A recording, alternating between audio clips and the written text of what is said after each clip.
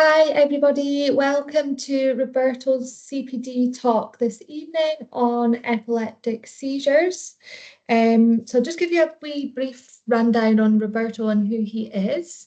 So he graduated with honours in 1998 from the Faculty of Veterinary Medicine at the University of Pisa in Italy.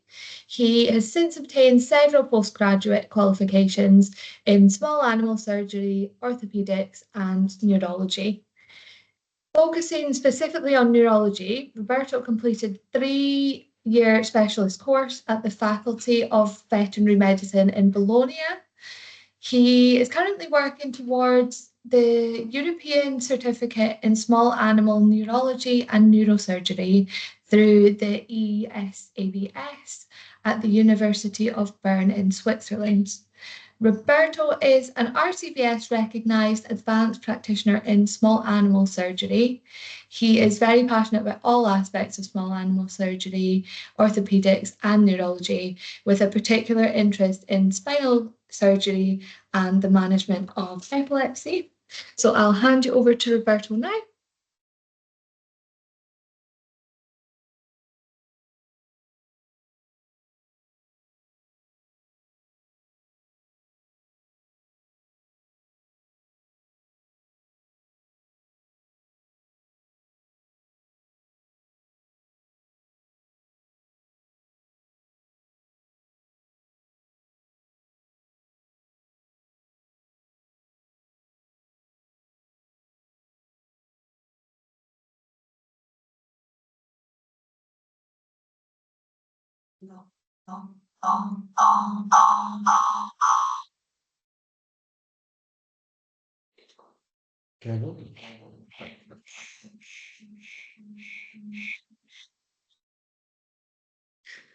Hello to everybody. Welcome to Scottish Veterinary Referral CPD. This evening, our topic is around epileptic seizure. The goal this evening is to have a formal chat with you, speaking generally about the seizure. So I will pass you some general background with the goal that you can use this information tomorrow in your consultation room. So neurology, particularly seizure, is something that always worried the colleague because everybody think that is something very complicated. There are some doubt if it's a seizure or not, if start a treatment or not, what medication to use. Everybody is very worried for the potential side effect of the medication, but I think that with a good information, everybody tomorrow can do something more in practice and know when it's necessary to refer to a neurologist. So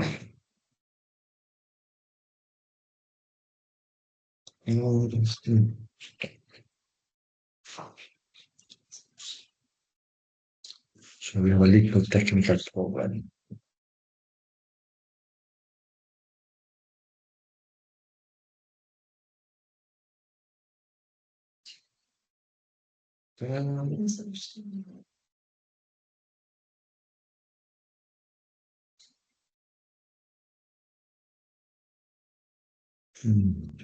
Okay, good.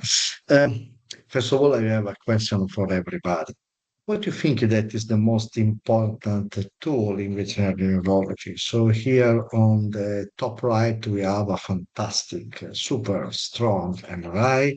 We have the best CT scan available on the market. We have all the quick equipment for electrodiagnostic. Here we have a neurological hammer, we have the forceps, the pen light, the cotton ball, and the non-slippery ground, and our brain. So my question for everybody, and I want to let you think, and you have an answer now, and then at the end we can re-ask the question: what is for you the most important tool for a diagnosis in neurology, and particularly if you have a dog with epilepsy? Okay. So epilepsy is the most common chronic neurological disease on pet, and the prevalence is estimated around 0.75% of the general dog population. This means that around 130 dogs that are presenting in primary care for a consultation, one of these have a neurological problem, particularly epilepsy. Epilepsy have an impact not only on the dog but also on the owner, and the patient can suffer from transient postictal behavior change and clinical deficit. The dog affected have shortened life expectancy and have increased risk of comorbidity, particularly neurobehavioral change that can affect the quality of life. But the impact is also on the owner, on the family, because have a dog that have a seizure, the episode for himself is a very stressing situation for everybody. It's a stress situation for me that I do neurology now for 25 years. And I can imagine that the first episode is something of very emotional. Then is also a big job for the owner because you need to remember when we start the treatment to do the medication, don't jump any tablet, to remember to check how many tablets they have and they need to order, book the appointment with the vet for the check, to have a diary. So it's a job, is a job very important for everybody. Uh, there is some terminology that I would like to that we need to introduce because the seizure is a transient occurrence sign of abnormal, excessive, or synchronous neuronal activity in the brain, which might manifest in different way and could be caused by different underlying etiology. We need to have a differentiation between an isolated episode and the cluster seizure. So the cluster seizure is two or more seizure occurring over a brief period, but with the patient that regaining the consciousness between the seizure. More than the free seizure in 24 hours uh, is something that we need to consider as important because it is an emergency condition that could evolve in epileptic status that need to be treated. The status epilepticus is a poor emergency, is a continuous seizure lasting at least 5 minutes or two or more discrete seizure without a full recovery of consciousness between the seizure. Um, Another important topic that I would like to introduce is the neurolocalization. So, in neurology, we work with the Switzerland method. So, the first question that we need to answer when we have a dog that is referred to us is to understand if the problem is a neurological problem or not. If it's a neurological problem, we need to do a neurolocalization, so to understand what part of the nervous system is affected, and based on the presenting complaint, the signalement, the history, and our neurolocalization, we can have the differential diagnosis. The differential diagnosis, what is our comet star? For the decision making for the best and more suitable diagnostic workup to obtain a proper diagnosis and give the adequate mm, the, the adequate prognosis. So when we speak about the nervous system, we need to remember that we have the central nervous system that is spinal cord and brain. The peripheric nervous system is nerve root, nerve, neuromuscular junction, and muscular. The intracranial structure are three big areas. So we have the forebrain, we have the brainstem that is here in red, and we have the cerebellum. A dog that have a seizure, this means that the neurolocalization is here on the blue part, that is the forebrain. So seizure for a brain neurolocalization. Okay. Then we discuss a little bit about the neurological examination and what is the clinical sign of lesion localized at the level of the forebrain. But seizure is one of the typical manifestation, and if you have a seizure, the neurolocalization cannot be cerebellum, cannot be brainstem. Okay. We have a classification by etiology. That is an important step that also is one way that we can organize our job and is a classification that help us, in my opinion, also to understand what is the more probably type of epilepsy that affected the dog.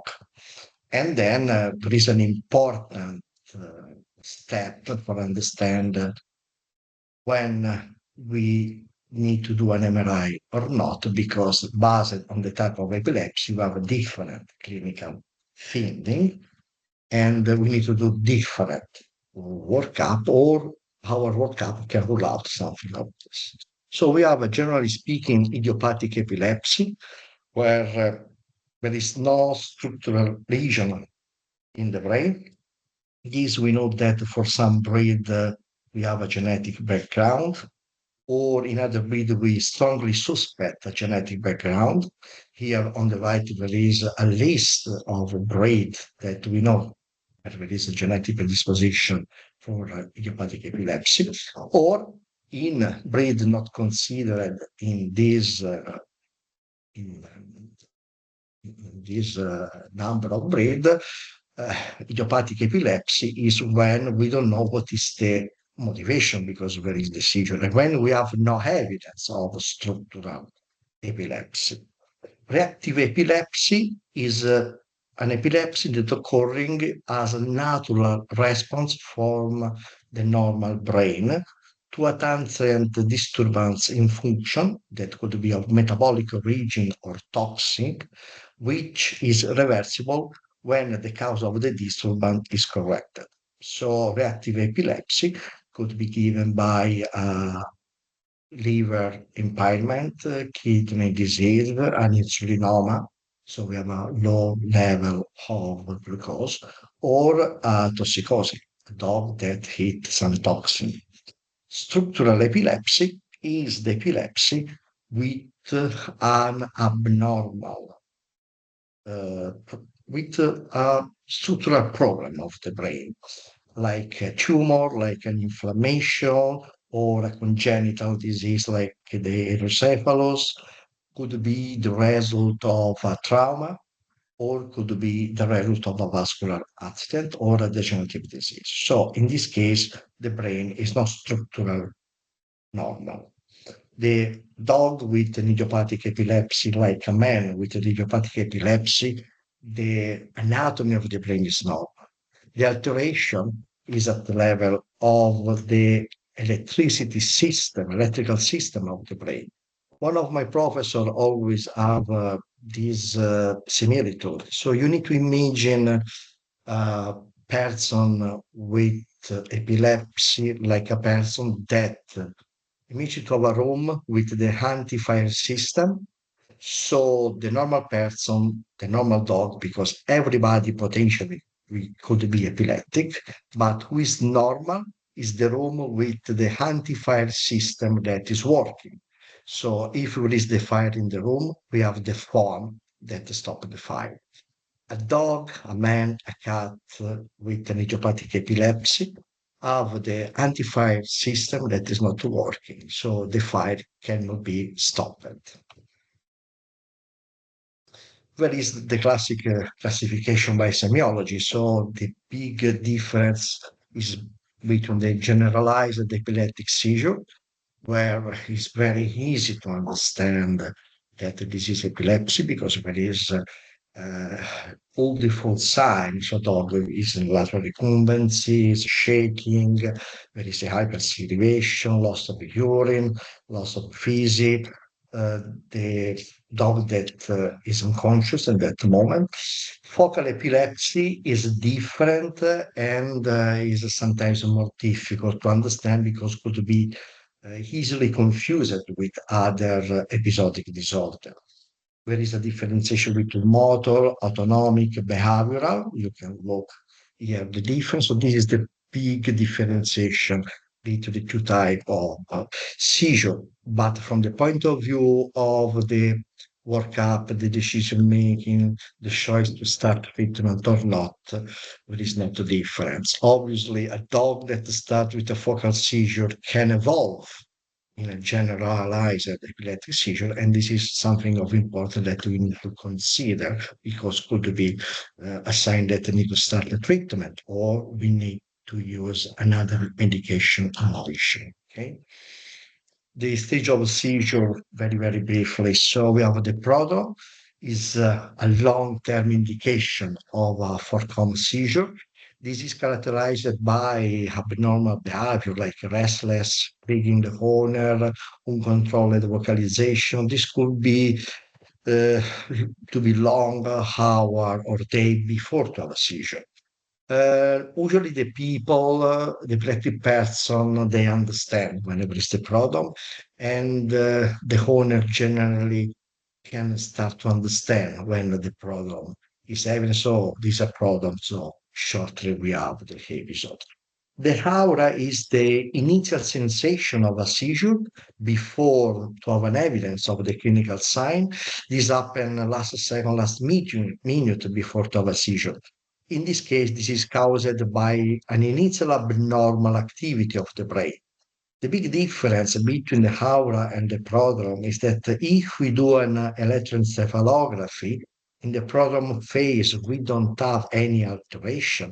In the aura, we start to have some electric change on the brain activity. And then there is the ictus that is the seizure for itself.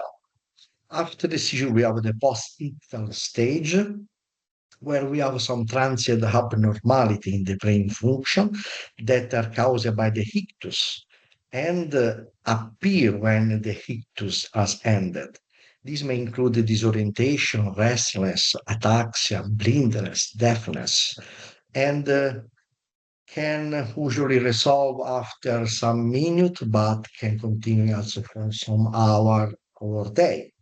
And this is a very important first topic that I would like to transmit to you because in the post-ictal stage, we can have some abnormality of neurological origin or some abnormality in our neurological examination that can bring us in the incorrect way because one of the characteristics of the idiopathic epilepsy is that in the interictal phase and the neurological examination is normal. A dog that have a structural epilepsy can have alteration between in the interictal phase or can have alteration that result in an abnormal neurological examination. And the decision making is completely different in these two phases. For this, the indication is to do the neurological examination not before of 48 hours after the last seizure, okay? To avoid to confuse the alteration for an alteration that is given by a structural problem of the brain, but in reality is the result of the seizure for itself. If you do an MRI immediately after a seizure, we can have some changing in the intensity signal that now we know that is related to the seizure. So some changing happen in the brain after a seizure, okay? Very important is the differentials. So we need to consider that there are other type of episodic problem that can confuse to us. So we need to remember syncope, that is a problem of cardiorespiratory origin, cataplexy, the neuromuscular weakness, like for example, myasthenia gravis.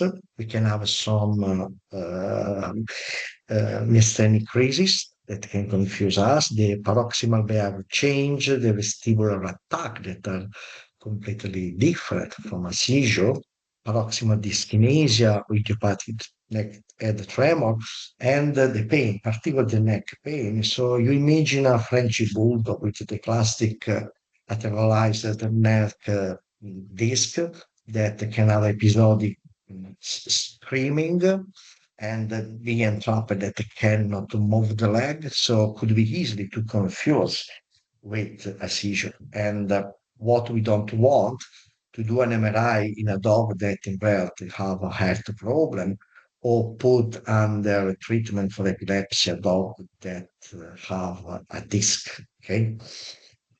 As I told you before, the good timing for to do the neurological examination. Then I show you when and how to introduce a neurological examination is 48 hours after the last seizure.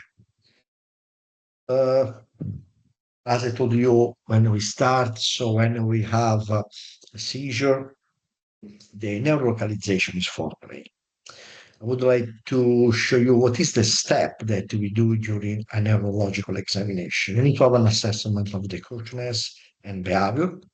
We need to check the posture, so the position of the body of the dog, check if there is any pathological posture. We need to do a gait analysis, so observe the dog when he's walking. We need to do the postural reaction, very important. So the proprioceptive test is not a reflex, it's a reaction. So the reaction means that the information go from the periphery to the brain, have an elaboration, and then there is an active response by the dog. It's different from the patellar reflex that we can have in any case, because if we take a spinal cord at the level of T3 L3 and we cut, the patellar reflex is still present. The postural reaction on the pelvic leg, if we cut the spinal cord, is absent. Then we have an assessment of the cranial nerves, we check the spinal reflex, and then we do other assessment of the sensation, and we need to check if there is other findings. Obviously, in this case, seizure, because we are speaking about the seizure. So the neuro exam usually is normal in a dog with idiopathic epilepsy, could be altered or normal in dog with a structural epilepsy. My expectation usually is that in a dog with a long history of seizure, if it is a structural epilepsy, we have some alteration. We need to be just carefully some breed like the brachycephalic dog, like dogs that sometimes also with important mass of no neurological examination. So in terms of potentially abnormality, we could have the head pressing, the wandering, the restless, regarding the posture, the pleurotonus, and the head turn. So the head turn, this is an important differential, is a movement on this way, and generally the dog look the part that have a disease. So if a dog have a mass on the left part of the brain, is we have a head turn on the left side. Okay, that is different from the head tilt that is from a vestibular problem. So the head tilt is this movement along the long axis with 1 ear up and 1 ear down. Okay, the gait, we can have a normal gait, or we have a composite walking, circling, that usually is ipsilateral. The postural reaction could be reduced on the contralateral side. So if you have a mass on the right, my expectation is to have a deficit of the proprioceptive placing on the left thoracic pelvic leg. Cranial nerve, we need to be a little carefully, because the deficit that we're looking for brain, like absence of the vision and the menace, are because we can potentially have some lesion at the level of the cortex, the occipital cortex, but usually for localization, we don't have other nerve affected, like the trigeminal, the facial, the other, okay? Because an affecting of other cranial nerve, this means that we have an affection at the level of the brainstem. Okay, so the only alteration at the level of the cranial nerve when we have a foramen localization is deficit of the vision with the normal pupillary reflex and an absence response to the menace. Okay, we can have also reduction of nasal and facial sensation. The reflex could be normal, or we can have an hyperreflexia contralateral to the lesion, and um, cervical pain, also this is an important clinical sign. Okay. Um, Generally speaking, now we speak more about idiopathic epilepsy. The International Veterinary Epilepsy Task Force is a group of specialists in neurology that have a great job. They try to put because different authors before their job have different classification, different way how to approach the problem. They try to give the dry line for all the aspects regarding epilepsy. So when we speak about idiopathic epilepsy, for to have a diagnosis of idiopathic epilepsy, they develop a system of three-layer tier of confidence for the diagnosis of idiopathic epilepsy. So this means that we can use this dry line for our diagnosis. The tier one confidence level for the diagnosis of idiopathic epilepsy is when we have a dog with an history of two or more epileptic seizure occurring at lasting 24 hours apart, unprovoked, okay? Age at epileptic seizure onset between 6 months or 6 years, no less 6 months, no more 6 years. Unremarkable interictal physical and neurological examination, no clinical significant abnormality on our minimum database, so blood test and urinalysis, because the abnormality at that level are typical of the reactive seizure. Okay, and a family of idiopathic epilepsy further support the diagnosis. All this information we can obtain in primary care. Okay, if you look, there is no special test to do at this stage. Regarding minimum database that we need to have, so are blood tests, hematology, serum biochemistry, and urinalysis. Okay. In some situation, we can do some additional tests like the bile acid, the dosage of ammonia, and an abdominal ultrasound when we suspect an hepatic encephalopathy or a portosystemic shunt. The test of the thyroid in case we suspect a thyroid disorder. Obviously, the dosage of fructosamine, the curve of glucose, the dosage of insulin if we suspect an insulinoma, and the serum creatine kinase if we and lactate level if we suspect a muscular disease.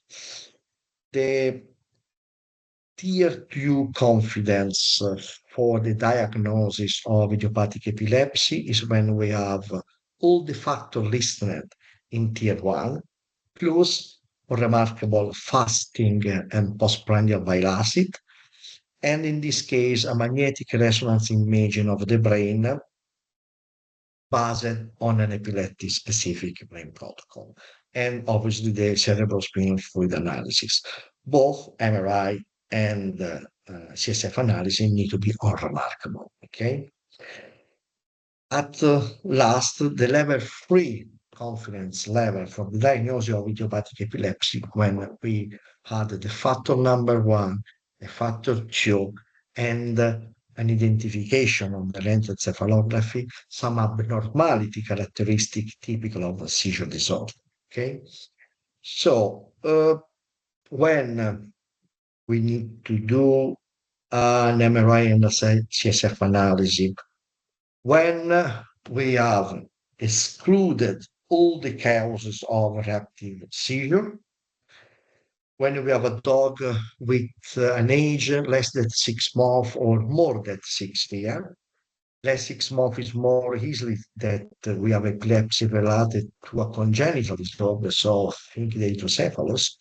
More than 6 years as first episode of a seizure, more probably we can have some structural epilepsy like a tumor. When we have an interictal neurological abnormality that is consistent with an intracranial neurolocalization, so when we have neuroexam that is abnormal, or when we have the first episode like a status epilepticus or cluster seizure. And when we have a dog where before we have a diagnosis of a presumptive diagnosis of idiopathic epilepsy, but the dog is not responsible to our treatment, single antiepileptic drug, and we know that we are using the medication to the highest level dose. When to start the treatment. So, as you know, the presence of one seizure is not a motivation for to start the treatment, simple because it's more problematic the side effect of the potential side effect of the medication than the side effect of the seizure for himself. So the indication is to start when we have 2 or more seizures within a 6 month period. If we have a dog that have the first seizure with a status epilepticus or a cluster seizure, when the postictal signs are considered particularly severe, if the dog is aggressive, if we have blindness, or if the postictal signs are more long than 24 hours. The epileptic seizure have a frequency or a duration that is increasing and then is deteriorating over the 3 interictal periods. In terms of goal, what is the goal? The goal of a treatment is to reduce the frequency and the severity of the seizure at one level that is not compromising the quality of life of the pet, of the family, and we have not the side effect of the medication. So if we need to have a dog that don't have a seizure, but we need to use a level of phenobarbital very high, that the dog is sleeping all day, this is not a good result. But from the other hand, we need to be very carefully with the client that the goal is not to completely stop the seizure. The goal could be to pass from one seizure monthly to one seizure every 4 months, or avoid that we have a dog that progress from a single seizure to cluster seizure or epileptic status. We can have some dog that unfortunately they are refractory to the treatment as if we use correctly the medication, and this is an amount of the 25-30% of the dog that are under treatment, unfortunately. And we need to be very honest with the client. Only 50% of the dog, they become free from seizure after starting the treatment. In people, 70-90% of the people are epilepsy free after starting the treatment. Very important what medication we need to use. So we need to try to work respecting the evidence-based medicine. This paper is one important paper because it's a systematic review. So the systematic review is the more quality evidence in literature. And we know that in the pyramid of the medication, the first medication that we need to use, the medication where we have the high level of evidence that they work in monotherapy are phenobarbital and imipritone, so it's the Pexion. We know that potassium bromide is a medication that have a moderate level of evidence, there is a very low evidence of efficacy of levetiracetam and zonisamide. So this means that when we take a decision to start a treatment, the first line medication that we need to use is the phenobarbital and the imipitohine. Phenobarbital we can use in every type of seizure. Imipitohine only if we have a recurrent single generalized epileptic seizure. It's not indicated to use imipitohine if we have a dog with other type of epilepsy or if there is as a first manifestation or if it show cluster seizure or status epilepticus. The second line of medication, so a medication that we use as second anti-epileptic drug if we don't have a good management of the seizure is the potassium bromide, okay? Potassium bromide we can use in cat, use all in dog. Levetiracetam is a medication that is very popular in this moment, but is only an anti-epileptic drug of fair line. The good of levetiracetam that have a news in the status epilepticus. We are planning to do another CPD where we discuss only about cluster seizure and epileptic status, and I will show you when it's correct to use levetiracetam. Is an important anti-epileptic drug in cat, but not as first line treatment. Okay, I would like to go to tell you an important. So because everybody is very worried to use a phenobarbital, personally, it's 25 years that I use phenobarbital. I need to stop phenobarbital for my memory. Only in 3 dogs. Consider that I generally manage between around 100 dogs with seizure every year. So when we have the indication for starting the treatment in a dog that have idiopathic epilepsy, we start the phenobarbital to a dosage usually 2.5 3 mg kilogram. The indication is after starting the treatment, obviously the administration is twice daily. We need to we need to do the blood test after 14 days for check the therapeutic level of the medication. We can have 2 different situations. So we have a good control of the seizure with a serum level of phenobarbital under 35 mg liter. So in this case, we have a good control. We are in the therapeutic range. What we need to do is control that we don't have the side effect of the phenobarbital, the blocks of effect, not the clinical. Obviously, do do the blood test. So hematology, biochemistry, bile acid, and the serum level of phenobarbital, and then we repeat at 3 months, and then we repeat every 6 months. In a dog in remission or with no more seizure, then we repeat the blood test and the therapeutic monitoring of the phenobarbital every 12 months.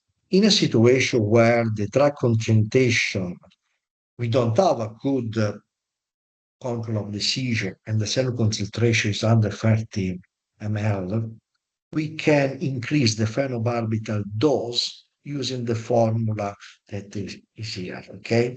If somebody wants the formula, I can send you just a request, okay? If we have a situation where the therapeutic, we don't have a good control of the seizure, but the therapeutic level is between 30 and 35, this is a situation where we need to add a second anti-epileptic drug, in this case is the potassium bromide. If we have a certain concentration of the phenobarbital over 35, we need to aim for certain drug concentration under, so we reduce the dose of phenobarbital and we start the treatment with potassium bromide, okay? Look that with the time we are very, very, very, very short, just 2 words regarding additional treatment.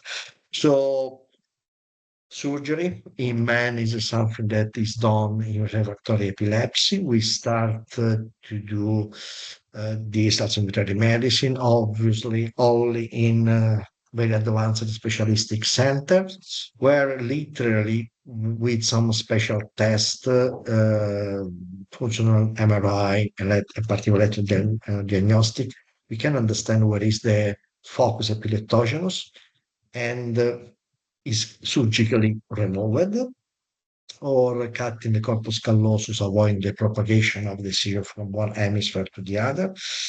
Interest in the nerve vagal stimulation, and recently we started to use as additive treatment the medium chain triglyceride supplement that can help, particularly in refractory epilepsy. Okay.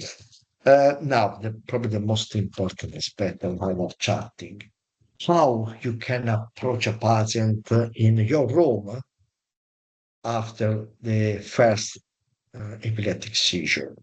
First of all, no panic. Uh, One of the main problems, I think, that particularly in primary care, usually you don't have a lot of time to do what is necessary to do. But the step that you can do are, first of all, investigate if the episode is really a seizure or not, um, asking some specific question to the client, ask the client to take a video. Now, a lot of clients come directly in consultation with the video. Um, Take all the information regarding the history, so the personal history of the dog and the familiar history. So if you know if any other brother and sister have a seizure, if the father or the mother. And then you can start to do a complete general examination to rule out. So now you can work to rule out exactly the diagnosis of idiopathic epilepsy, also a diagnosis for exclusion. So if you have a dog in the range of the age from 6 months to 6 years, with your physical examination, you can rule out, for example, a heart problem or a chest problem. So we rule out syncope. And you can start with a workup for rule out the reactive seizures. So the hematology, the biochemistry, special test if is required, like the bile acid, the thyroid panel. You can do a chest X-ray because we can have a dog that have a spread of seizure because there is a tumor of the chest. Or you can do an abdominal ultrasound for investigate a portosystemic shunt to rule out a kidney mass. And then you can perform the neurological examination. But you need to remember 48 hours after the last seizure.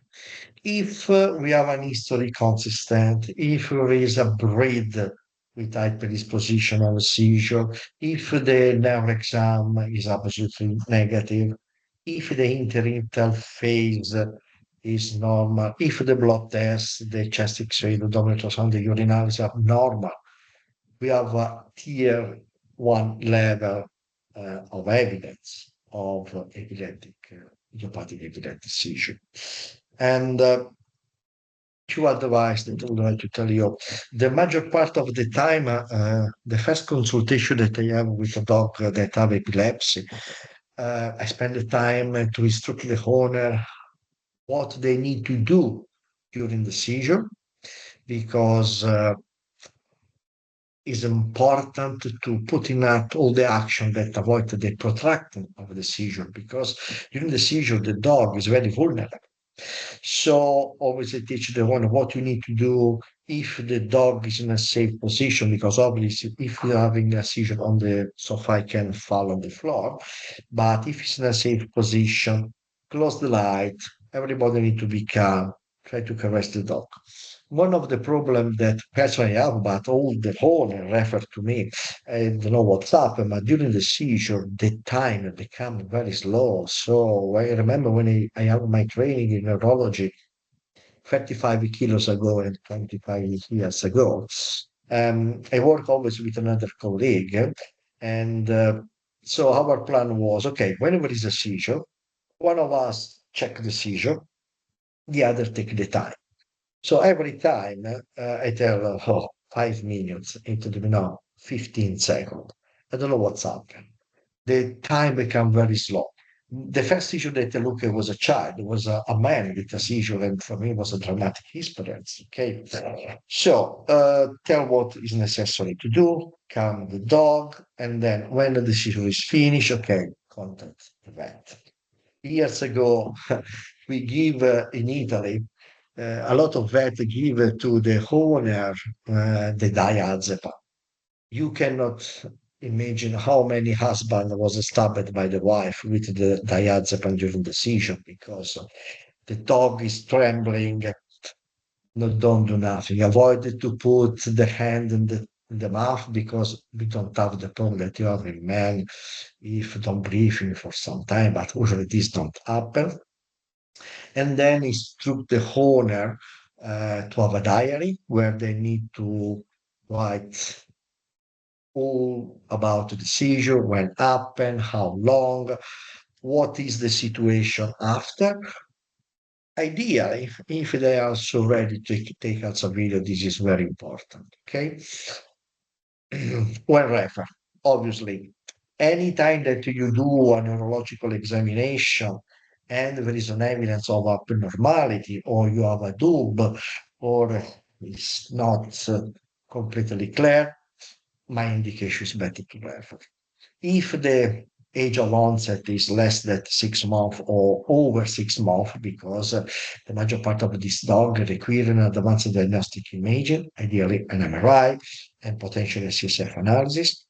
If the origin, the first episode is a status epilepticus or a cluster seizure, and if you have a dog where everything was consistent with an idiopathic seizure, but put under treatment with an adequate level of the anti-epileptic drug that need to be or phenobarbital or potassium or imidazole, we have a bad control of the seizure. So in this case, my indication is to refer. Okay. Now I would like to tell you, I hope that because obviously we do it in more than an half hour, something that usually we need to do in a couple of months. I hope it don't give you a lot of confusing, passive, a lot of information. But now my question is, uh, what do you think that is the most important tool for approaching neurology or to manage a dog with epilepsy? My answer is our brain. This is the most important. You can have the more strong MRI, the fantastic CT scan. They are very stupid. We are not stupid. So because we need to take a good decision making to understand when refer or not, but this is the most important. Not to be worried when you have a seizure. Stay calm, step by step, we can resolve and put the dog in the correct way for try to improve the quality of life. Okay. Um, I hope. Okay. Check the password.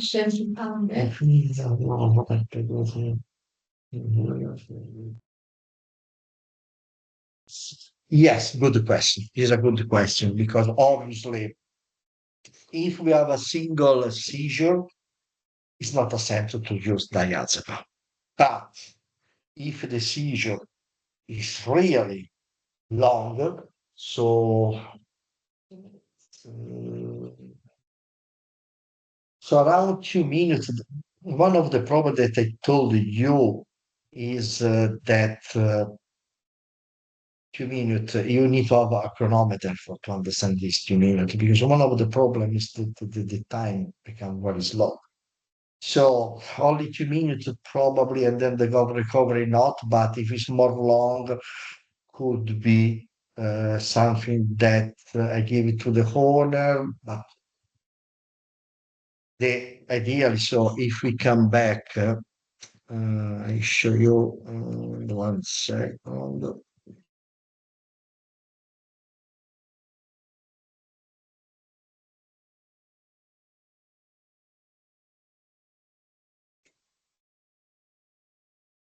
So more than 5 minutes, probably yes, because this could be a cluster seizure. 2 minutes, Probably not. If I have a dog with an history of status epilepticus, probably I give also the diazepam. But one of the problems, you need to be sure about the timing. So obviously, if it's protracting, yes. So my referral point is 5 minutes because we want to stop that seizure. I was answering your question there. Examination sheet. Yes, I think this is a very good question. I strongly tell you to have, if you want, I can send it to everybody. A sheet with all the step of the neurological examination. Particularly if you don't do every day the neurological examination, it's very easy to jump a step. And the approach that now we have in orthopedic and neurology is they check the flight checklist. So have you present the pilot of the high plane before the flight? They have the checklist and they do any single step. So absolutely yes. And these are also two motivations. First, you can following all the steps, you have like a memory of the test that you need to do.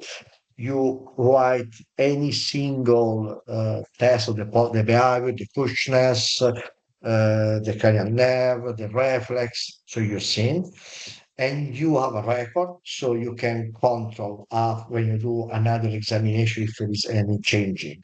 So absolutely yes. If you are interested, I can send to everybody a copy of the neurological examination to use every day in consultation. The only questions that we have at the moment. So That's all the questions that we have. okay. If anybody has any more questions, we can pop them in the chat just now. Yes. Be great. Yeah, perfect. Thank you to everybody. And if somebody of you have a specific question, because I went very fast, please don't hesitate to send the question to info.scott.vet. Lucy will pass to me and I answer to you. We are planning to do something in person in September for spinal problem and probably do another regarding epilepsy, more focused on the status epilepticus and cluster seizure and epilepsy in cat. Okay. Thank you to everybody for your presence.